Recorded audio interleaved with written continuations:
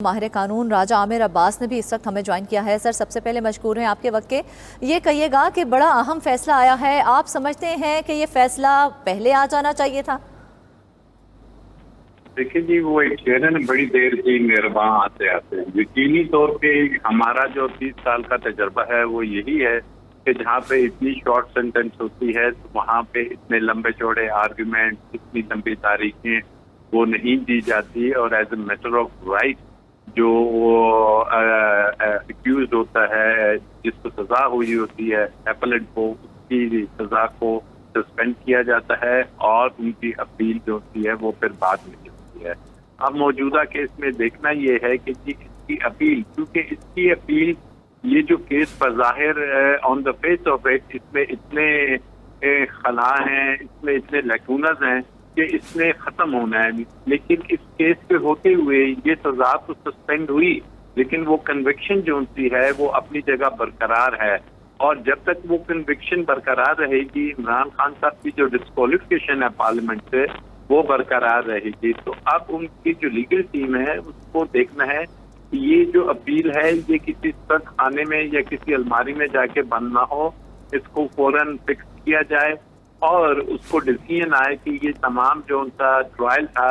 ये एक गैर कानूनी और जो सेटल्ड प्रिंसिपल्स ऑफ लॉज हैं उनके खिलाफ था, और उनकी इक्विटल असल चीज है, क्योंकि इसमें जमानत मिलने से बज़ाहिर लग रहा है कि इमरान खान साहब को रिलीज तो नहीं किया जाएगा। वो यकीनी तौर पे वो साइफर के केस में या किसी दूसरे केस में, तोशाखाना का केस है, नैब चला रही है, तो इन दो केसों में मुतवक्का तौर पे उन्हें फिर अरेस्ट कर लिया जाएगा। तो आप देखते हैं कि उनकी लीगल टीम जो केस की फिक्सेशन है उसको मेन अपील को कब लगवा सकते हैं, क्योंकि इस वक्त अगर इमरान खान साहब पार्लिमानी जो उनकी सियासत है उससे अगर बाहर हैं तो वो यही डिस्क्वालिफिकेशन है जो उनके रास्ते में है सजा के तौर पे। सस्पेंशन से उन्हें कोई खातर खास फायदा नहीं होगा मॉरली। ऑब्वियसली एक उनकी जो पार्टी है उसके अंदर एक जोश जज्बा तो आएगा, लेकिन इस अपील को उन्होंने फिक्स करवाना है और उनकी जो कन्विक्शन है उसे खत्म कराएंगे तो फिर वो पार्लिमानी सियासत के लिए क्वालिफाई कर जाएंगे। ठीक है राजा साहब, यहाँ पर अब ये सवाल भी उठ रहा है कि जो आज फैसला आया है, क्या ये तोशाखाना केस के मेरिट्स पर आया है या फिर ट्रायल कोर्ट के जो कंडक्ट पर सवालात उठ रहे थे, तरीक़ेकार पर, कि जल्दी में किया फैसला या हक़ दिफा नहीं दिया गया, अब उसको रिवर्स किया जाएगा? क्या ये वापस मामला ट्रायल कोर्ट में जाएगा, हक़ दिफा का जो मसला था वो ख़त्म करके हक़ दिफा दिया जाएगा और फिर हम देखेंगे कि उसी तरीके से वहीं से प्रोसीडिंग दोबारा शुरू होगी? इस तरह होंगे मामला तब मजीद अनफोल्ड?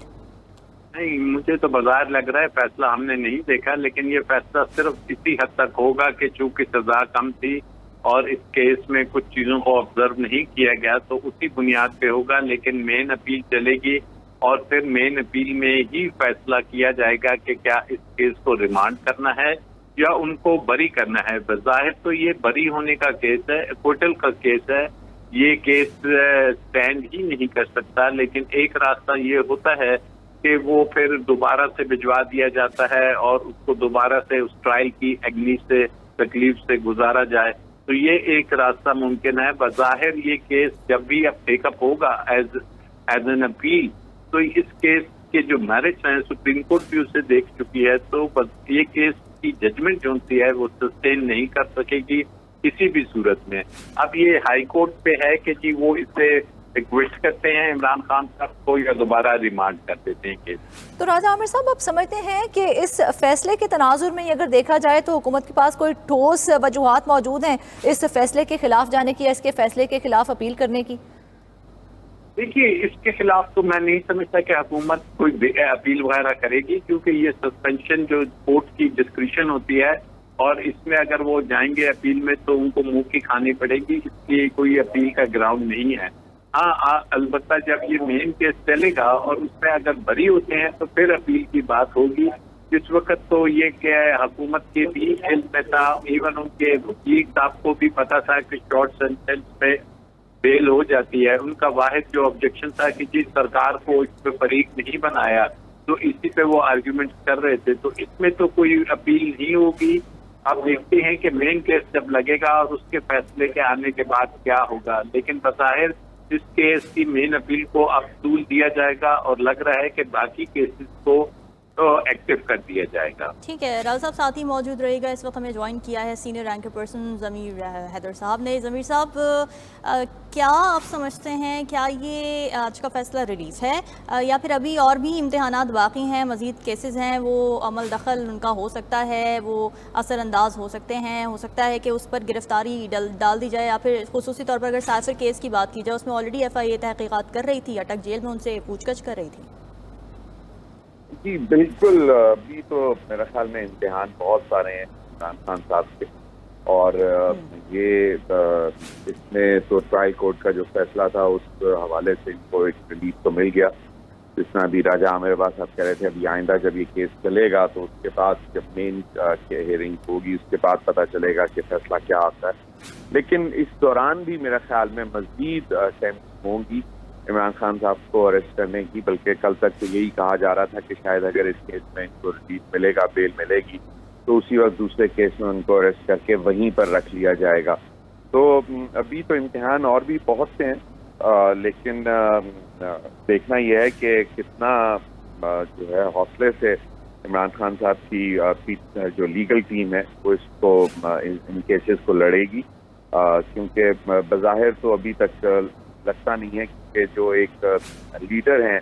उनको अभी लेवल प्लेइंग फील्ड चाहिए। मरियम नवाज शरीफ साहिबा को वो चाहती हैं कि लेवल प्लेइंग फील्ड हो, और उनकी नज़र में लेवल प्लेइंग फील्ड वही है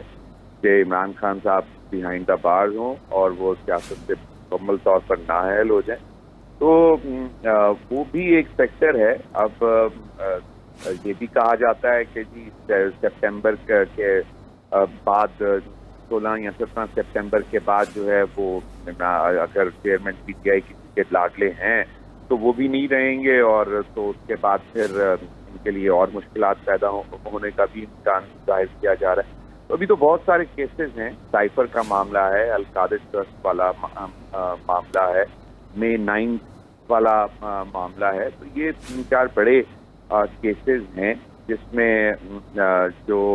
है कि चेयरमैन PTI को दोबारा अरेस्ट करने की भी कोशिश की जाएगी और इनके खिलाफ सख्त केसेस चलाने की भी कोशिश यकीनन होगी। अभी तो इन्वेस्टिगेशन लेवल पर चल रहा है साइफर का मामला। वो ये तो वकील ही, कोई लॉयर ही से ही बता सकते हैं कि वो कितना संगीन मामला है, और वो जो स्पेसी एक्ट का जो इशू है उसके हवाले से। लेकिन बाकी बहुत ही कोशिश तो इनकी होगी कि साइफर में या 9 मई के केस में जिसमें डिक्लेयर करने की कोशिश की जा रही है कि जी it was already plan by chairman PTI के अगर मुझे अरेस्ट करते हैं तो आपने ये प्लान जगह जानी है, और वो एक बहुत संगीन मुकदमा बनाने की कोशिश की जाएगी चेयरमैन PTI के खिलाफ।